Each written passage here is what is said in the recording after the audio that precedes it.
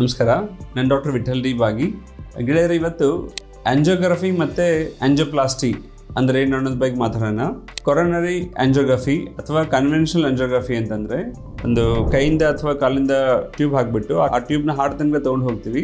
ಅಲ್ಲಿ ಹೋಗಿ ಇದು ಹಾರ್ಟ್ ಮೇಲೆ ಏನು ಆರ್ಟರೀಸ್ ಇರುತ್ತೆ, ಕೊರೋನರಿ ಆರ್ಟರೀಸ್ ಅಂತ ಇರ್ತೀವಲ್ಲ, ಅದ್ರ ಮೇಲೆ ಆ ಟ್ಯೂಬ್ನ ಇಟ್ಬಿಟ್ಟು ಒಂದು ಎಂಡ್ ಆಫ್ ದ ಟ್ಯೂಬ್ ನಮ್ಮ ಕೈಲಿರುತ್ತೆ, ಇನ್ನೊಂದು ಎಂಡು ಆರ್ಟ್ರಿ ಮೇಲೆ ಕೂತ್ಕೊಂಡಿರ್ತದೆ. ಆ ಸಿರಿಂಜಿಂದ ಡೈ ಕೊಟ್ಟಾಗ ಆ ಟ್ಯೂಬ್ ಮುಖಾಂತರ ಅದು ಡೈ ಹೋಗಿಬಿಟ್ಟು ಅದು ಆರ್ಟ್ರಿ ಮೇಲೆ ಹೋಗಿ ಕೂತ್ಕೊಂಡಾಗ ಅದು ಆರ್ಟ್ರಿ ಒಳಗಡೆ ಆ ಡೈ ಹೋದಾಗ ಆ ಟೈಮಲ್ಲಿ ಎಕ್ಸ್ರೇ ಮಾಡಿದಾಗ ನಮಗೆ ಅದು ಆರ್ಟ್ರಿ ಹೇಗಿದೆ, ಅದ್ರಲ್ಲಿ ಬ್ಲಾಕ್ ಇದೆ ಇಲ್ವಾ, ಇದ್ರೆ ಎಷ್ಟು ಪರ್ಸೆಂಟ್ ಇದೆ ಗೊತ್ತಾಗುತ್ತೆ.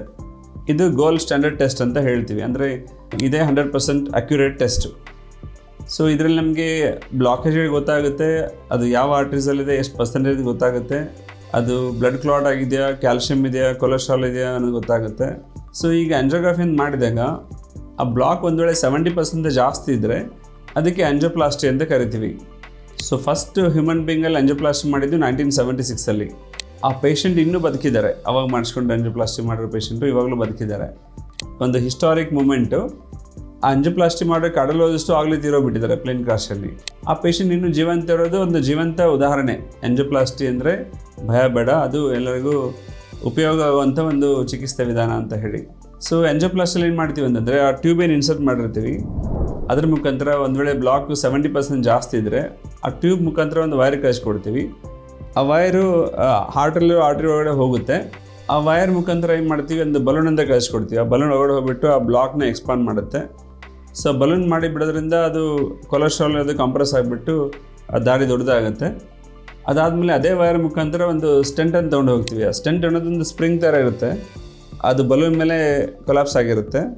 ಅದನ್ನು ತೊಗೊಂಡು ಹೋಗಿ ಆ ವೈರ್ ಮೇಲೆ ಹೋಗಿ ಆ ಬ್ಲಾಕ್ ಎಲ್ಲಿರುತ್ತೋ ಆ ಜಾಗದಲ್ಲಿ ಅದನ್ನ ಪೊಸಿಷನ್ ಮಾಡಿ ಇಂಜೆಕ್ಷನ್ ತೊಗೊಂಡು ಕನ್ಫರ್ಮ್ ಮಾಡ್ಕೊಳ್ತೀವಿ ಅದು ಪೊಸಿಷನ್ ಕರೆಕ್ಟಾಗಿದೆ ಇಲ್ಲ ಅಂಥೇಳಿ. ಅದು ಕರೆಕ್ಟಾಗಿದ್ದರೆ ಏನು ಮಾಡ್ತೀವಿ, ಆ ಬಲೂನಿಂದ ಆ ಸ್ಟೆಂಟ್ನ ಎಕ್ಸ್ಪಾಂಡ್ ಮಾಡ್ತೀವಿ. ಅದು ಸ್ಪ್ರಿಂಗ್ ಇರೋದು ಒಂದು ಓಪನ್ ಆಗಿ ಕೂತ್ಕೊಂಡ್ಬಿಡ್ತದೆ. ಅದಕ್ಕೆ ಒಂದು ರೇಡಿಯಲ್ ಸ್ಟ್ರೆಂತ್ ಅಂತ ಇರುತ್ತೆ. ಒಂದು ಸಲ ಅದು ಸ್ಟೆಂಟ್ಸಿಗೆ ಓಪನ್ ಆಗಿಬಿಟ್ರೆ ಮತ್ತೆ ಕೊಲಾಪ್ಸ್ ಆಗೋದಿಲ್ಲ. ಒಂದು ಸ್ಕೆಫೋಲ್ಡ್ ಅಂತ ಹೇಳ್ತೀವಿ, ಅಥವಾ ಒಂದು ಸ್ಪ್ರಿಂಗ್ ಥರ, ಅದು ಮತ್ತೆ ವಾಪಸ್ ರೀಕಾಲ್ ಆಗಿ ರೀಬ್ಲಾಕ್ ಆಗೋದಿಲ್ಲ. ಅದು ಹಾಗೆ ಓಪನ್ ಆಗಿ ಹಾಗೆ ನಿಂತ್ಕೊಂಡ್ಬಿಡುತ್ತೆ. ಸೊ ಸ್ಟೆಂಟ್ ಅನ್ನೋದು ಕೂಡ ಒಂದು ಇನ್ವೆನ್ಷನ್ನು. ಸೊ ಮೊದಲು ಬಲೂನ್ ಆಂಜಿಯೋಪ್ಲಾಸ್ಟಿ ಮಾಡಿದಾಗ ಎಷ್ಟು ಜನರಿಗೆ ವೆಸಲ್ ರೀಕ್ಲೋಸ್ ಆಗ್ತಾಯಿತ್ತು ಅಥವಾ ರೀಬ್ಲಾಕ್ ಆಗ್ತಾಯಿತ್ತು. ಅದಾಗಬಾರ್ದು ಅಂತ ಹೇಳ್ಬಿಟ್ಟು ಸ್ಟೆಂಟ್ ಅಂತ ಇನ್ವೆಂಟ್ ಮಾಡಿದರು.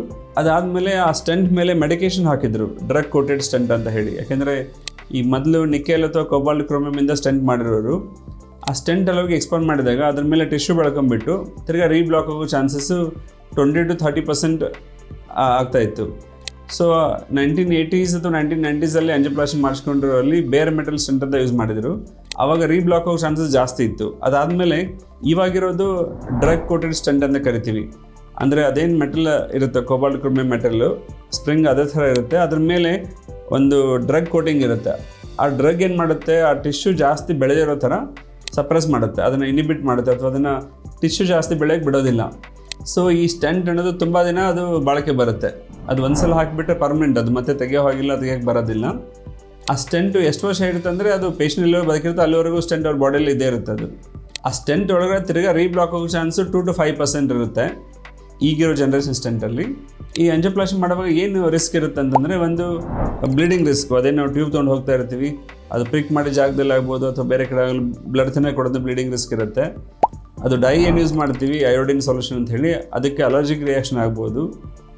ಆ ಪ್ರೊಸೀಜರ್ ಮಾಡುವಾಗ ಕೆಲವು ಸಲ ಬಲೂನಿಂದ ಎಕ್ಸ್ಪಾಂಡ್ ಮಾಡುವಾಗ ತುಂಬ ರೇರ್ ಆಗಿ ಏನಾಗುತ್ತೆ, ವೆಸಲ್ ಟೇರ್ ಆಗೋ ಚಾನ್ಸ್ ಇರ್ತದೆ.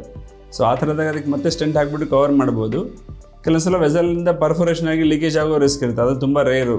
ಸೊ ಇವುಗಳ ಬಗ್ಗೆಲ್ಲ ಏನು ಭಯ ಪಡ್ಕೋಬೇಡಿ. ಇವೆಲ್ಲ ಒಂದು 10,000 ಒಬ್ಬರಿಗೋ ಅಥವಾ 1,000 ಒಬ್ಬರಿಗೂ ಆಗುವಂಥ ಕಾಂಪ್ಲಿಕೇಷನ್ಗಳು.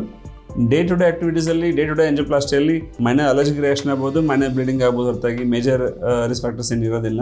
ಸೊ ಆಂಜಿಯೋಪ್ಲಾಸ್ಟಿ ಆದಮೇಲೆ ಒಂದಿನ ICU ಒಂದಿನ ವಾರ್ಡ್ ಇಟ್ಕೊಂಡು ಆಮೇಲೆ ಡಿಸ್ಚಾರ್ಜ್ ಮಾಡ್ತೀವಿ. ಸ್ಕಾರು, ಸುಚೇರು ಆ ಥರ ಏನು ಇರೋದಿಲ್ಲ. ಈ ಕೊಲೆಸ್ಟ್ರಾಲ್ ಡಿಪಾಸಿಷನಿಂದ ಬ್ಲಾಕೇಜ್ ಆಗೋ ರಿಸ್ಕ್ ಇರುತ್ತೆ. ಸೊ ಅದಕ್ಕೆ ಯಾರಿಗೆ ಆಂಜಿಯೋಪ್ಲಾಸ್ಟಿ ಆಗಿರುತ್ತೆ ಅಥವಾ ಯಾರಿಗೆ ಹಾರ್ಟ್ ಅಟ್ಯಾಕ್ ಆಗಿರುತ್ತೆ, ಯಾರಿಗೆ ಸ್ಟ್ರೋಕ್ ಆಗಿರುತ್ತೆ, ಅವರು ಕೊಲೆಸ್ಟ್ರಾಲ್ ಕಡಿಮೆ ಮಾಡೋ ಮಾತ್ರೆಗಳನ್ನು ಲೈಫ್ ಲಾಂಗ್ ತೊಗೊಳ್ಬೇಕು. ಒಂದು ಬ್ಲಡ್ ತಿನ್ನೋಣ ಲೈಫ್ ಲಾಂಗ್ ತೊಗೊಳ್ಬೇಕಾಗಿ ಬರುತ್ತೆ. ಸೊ ಅದು ಮಿಸ್ ಮಾಡಿದ್ರೆ ಮತ್ತೆ ತಿರ್ಗಾ ಬ್ಲಡ್ ಕ್ಲಾಟ್ ಆಗೋದು ಅಥವಾ ಮತ್ತೆ ಆ ಕೊಲೆಸ್ಟ್ರಾಲ್ ಡಿಪಾಸಿಟ್ನ ಬ್ಲಾಕೇಜ್ ಆಗೋ ರಿಸ್ಕು ಜಾಸ್ತಿ ಆಗ್ತಾ ಹೋಗುತ್ತೆ. So angioplasty is a life saving procedure. ಅದಕ್ಕೆ ಬೆಸ್ಟ್ ಉದಾಹರಣೆ ಅಂತಂದರೆ ಈ ಫಸ್ಟ್ ಆಂಜಿಯೋಪ್ಲಾಸ್ಟಿ ಮಾಡಿರೋ ಪೇಷಂಟ್ ಇವಾಗಲೂ ಇನ್ನೂ ಬದುಕಿದ್ದಾರೆ. ಸೊ ಅವ್ರಿಗೆ ಎಷ್ಟು ಧೈರ್ಯ ನೋಡಿ, ಮೊದಲನೇ ಸಲ ಹಿಸ್ಟ್ರಿಯಲ್ಲೇ ನಾನು ಯಾವುದೋ ಒಂದು ಹೊಸ ಪ್ರಶ್ನೆ ಮಾಡಿಸ್ಕೋತೀನಿ ಅನ್ನೋ ಒಂದು ಧೈರ್ಯದಿಂದ ಮತ್ತು ಅವಾಗಿದ್ದ ಆ ಡಾಕ್ಟರ್ ಮೇಲೆ ನಂಬಿಕೆಯಿಂದ ಅವರು ಪ್ರಶ್ನೆ ಮಾಡಿಸ್ಕೊಂಡ್ರು, ಇವಾಗಲೂ ಜೀವಂತವಾಗಿದ್ದಾರೆ. ಸೊ ಅದಕ್ಕೆ ಆಂಜಿಯೋಪ್ಲಾಸ್ಟಿ ಬಗ್ಗೆ ಭಯ ಬೇಡ, ಅದು safe procedure, life saving procedure. ಯಾರಿಗೆ ಅವಶ್ಯಕತೆ ಇದೆ ಅದು ಖಂಡಿತ ಮಾಡಿಸ್ಕೊಳ್ಳಿ. ಧನ್ಯವಾದಗಳು.